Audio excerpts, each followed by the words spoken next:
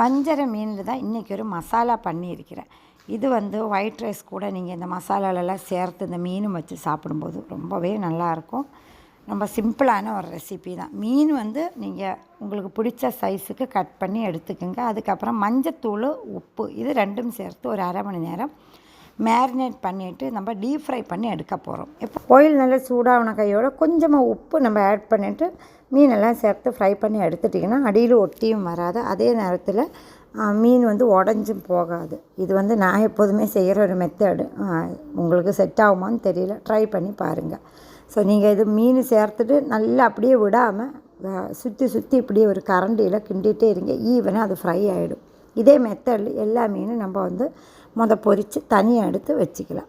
இன்னொரு பேனில் கொஞ்சமாக ஆயில் சேர்த்து 1 டேபிள் ஸ்பூன் அளவுக்கு பெரிய ஜீரகம், அது பொரிஞ்சதுக்கப்புறம் 10 பல்லு பூண்டு, ஒரு பெரிய துண்டு இஞ்சி நீட்டாக கட் பண்ணி சேர்த்து பச்சை மிளகு, கறிவேப்பிலை எல்லாமே ஆட் பண்ணி பச்சை வாசனை போன வரைக்கும் நல்லா வதக்கி எடுத்துக்கலாம்.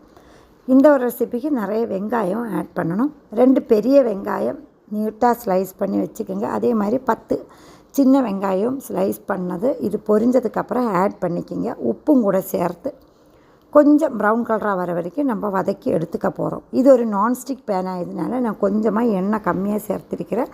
உங்களுக்கு ஆயில் பத்தலைன்னா கொஞ்சம் கூட ஆட் பண்ணிக்கிங்க. என்னோடய மீன் ரெசிபீஸில் எல்லாமே வெந்தயம் வறுத்து பொடி பண்ணி வச்சுக்கிற தூள் சேர்ப்பேன்.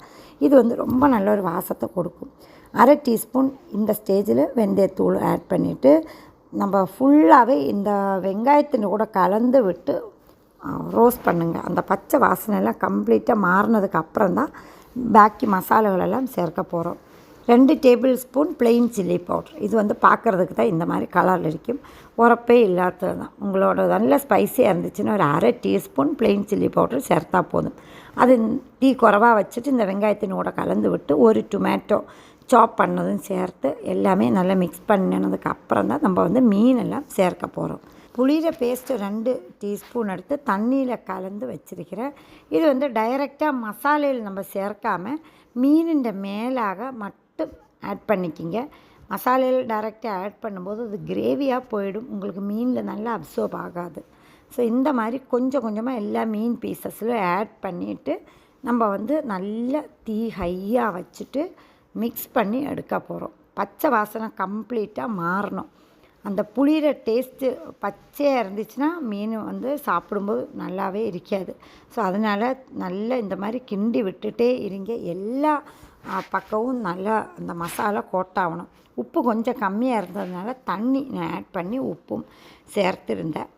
இதுவும் நல்லா இதிலே அப்சர்வ் ஆகட்டும். இது கொஞ்சம் டைம் எடுக்கும் கிண்டி எடுக்கிறதுக்கு. ஆனால் இந்த ஒரு ரெசிபி ரொம்பவே டேஸ்ட்டாக இருக்கும். நீங்கள் கண்டிப்பாக இந்த மாதிரி செஞ்சு சோறில் அந்த கிரேவியோடு மிக்ஸ் பண்ணி சாப்பிட்டு பாருங்கள். அவ்வளோ நல்லாயிருக்கும். கடைசியில் ஒரு அரை டீஸ்பூன் சீனி, இது இந்த டேஸ்ட் பேலன்ஸ் பண்ணுறதுக்காக மட்டும்தான். 2 டேபிள் ஸ்பூன் சில்லி சாஸ் இதுவும் கூட சேர்க்கும்போது நல்ல ஒரு டேஸ்ட்டு, அதே மாதிரி கலரு ரொம்ப நல்லாயிருக்கும். எல்லாமே நல்லா மிக்ஸ் பண்ணி விட்டதுக்கப்புறம் நம்ம அடுப்பு ஆஃப் பண்ணிக்கிங்க.